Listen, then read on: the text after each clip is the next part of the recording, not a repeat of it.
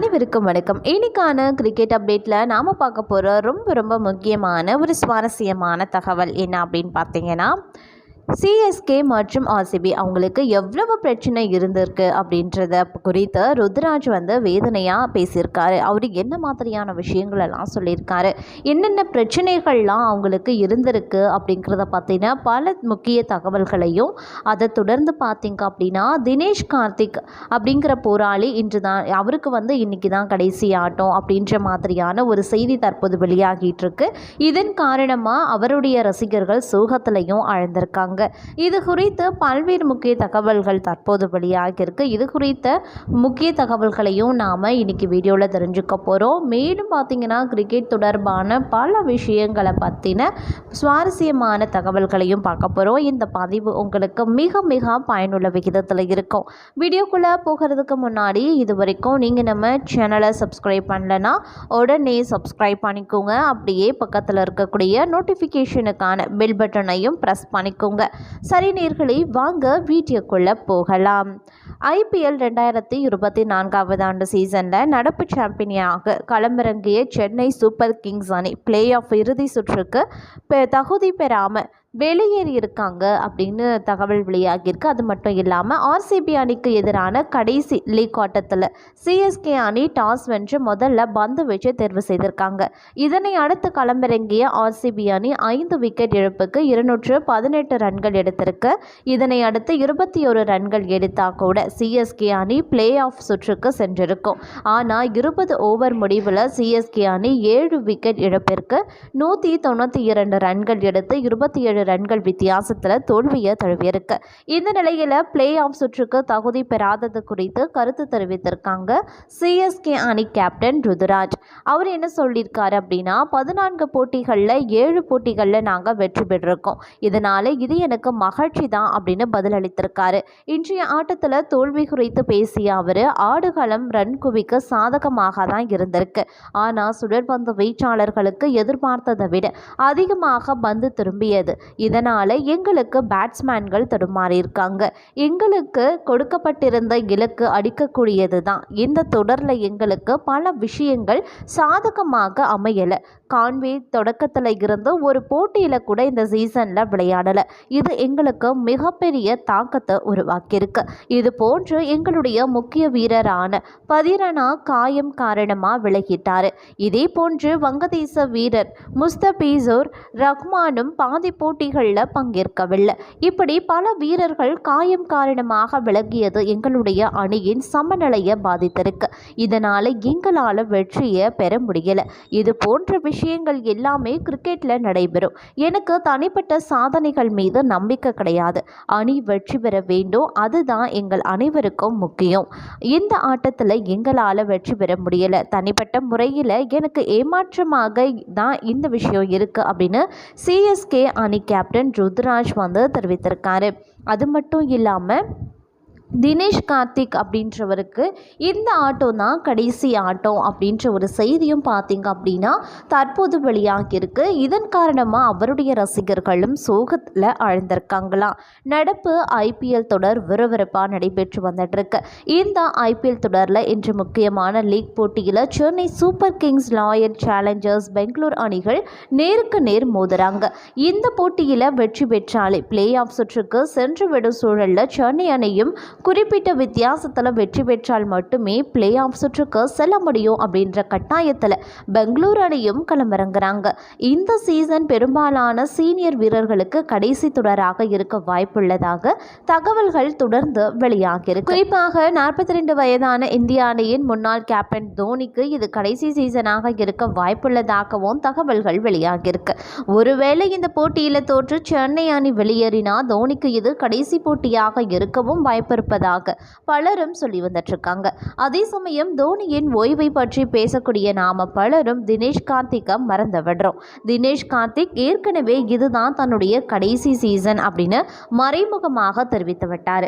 சென்னை அணிக்கு எதிரான முதல் போட்டியிலேயே பிளே ஆஃப் சுற்றுக்கு ஆர்சிபி தகுதி பெறாவிட்டால் இதுதான் சென்னையில் தனது கடைசி போட்டி அப்படின்னு தனது ஓய்வு குறித்து சொல்லியிருக்காரு.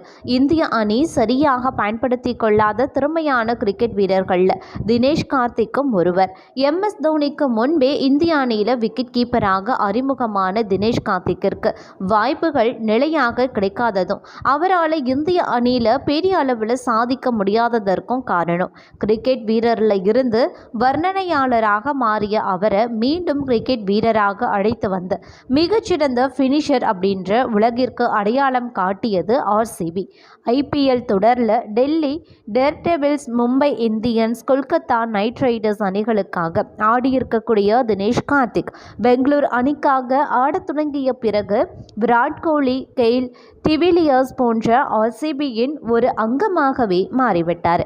2008 ஆண்டு முதல் IPL ஆடி வரக்கூடிய தினேஷ் கார்த்திக் முதலாக டெல்லி டேர்டெவில்ஸ் அணிக்காக அறிமுகமாயிருக்காரு.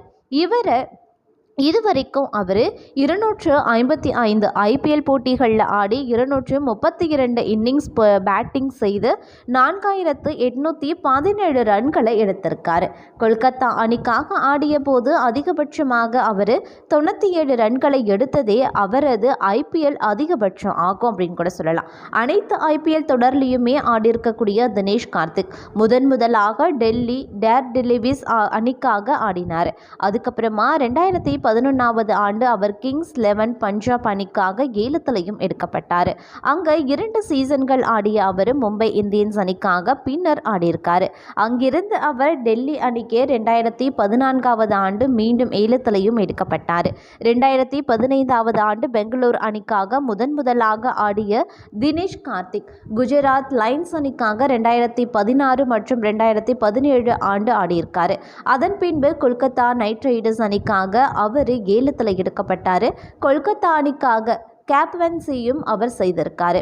2022 ஆண்டு பெங்களூர் அணிக்காக தினேஷ் கார்த்திக் 5.5 கோடிக்கு ஏலத்தில் எடுக்கப்பட்ட போது பலரும் விமர்சனம் பண்ணாங்க. ஆனால் 2022 ஆண்டு ஃபினிஷராக அவர் அசத்திய காரணத்தால் அவருக்கு உலகக்கோப்பை T20 போட்டியில் வாய்ப்பும் கிடைச்சிருக்கு. இந்த சீசனில் 288 ரன்கள் இலக்கை நோக்கி களமிறங்கிய அவர் 35 பந்துகளில் 5 பவுண்டரி 7 சிக்சர்களுடன் 83 ரன்கள் விளாசி ஹைதராபாத்தை கதிகலங்க வைத்ததை எளிதில் யாராலையுமே மறக்க முடியாது. 38 வயதான தினேஷ் கார்த்திக் 26 டெஸ்ட் போட்டிகளில் ஆடி 1 சதம் 7 அரை சதங்களுடன் 1025 ரன்களும் 94 ஒருநாள் போட்டிகளில் ஆடி 9 அரை சதங்களுடன் 1752 ரன்களும் 60 T20 போட்டிகளில் ஆடி 1 அரை சதத்துடன் 686 ரன்களும் எடுத்திருக்காரு.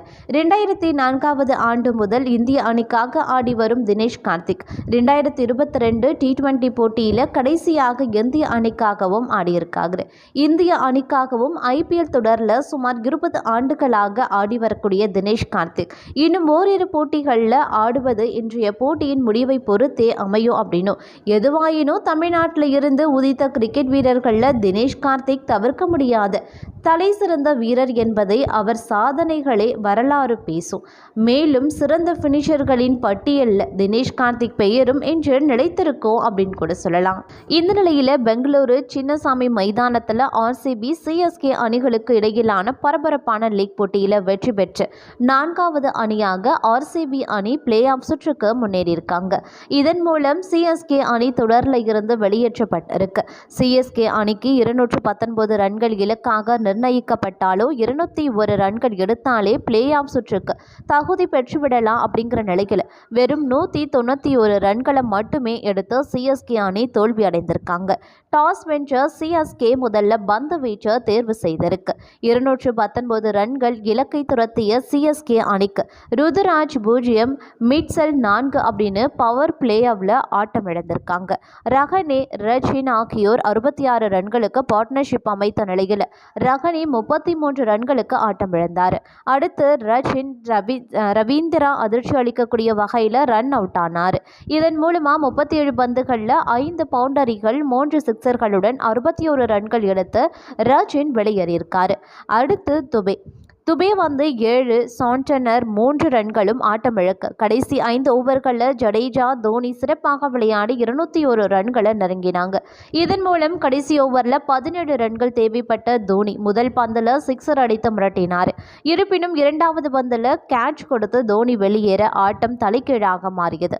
அடுத்த 4 பந்துகள்லையும் 1 ரன்னே எடுக்கப்பட்ட சிஎஸ்கே தோல்வி அடைந்து நெட் ரன் ரேட் குறைந்து பிளே ஆஃப் செல்லாமல் வெளியேறியும் இருக்காங்க. ஆட்டநாயகன் விருதை பாப் டு பிளஸிஸ் வென்றிருக்காரு. அது மட்டும் இல்லாமல் இன்னும் தோனிக்கு இந்த ஒரு போட்டி தான் கடைசி ஐபிஎல் போட்டியாக கூட அமையலாம். அடுத்த ஆண்டு ஐபிஎல் மெகா ஏலம் நடைபெற இருக்கிறதுனால அவர் தொடர்ந்து விளையாடுவாரா அப்படிங்கிற கேள்வியும் எழுந்திருக்கு.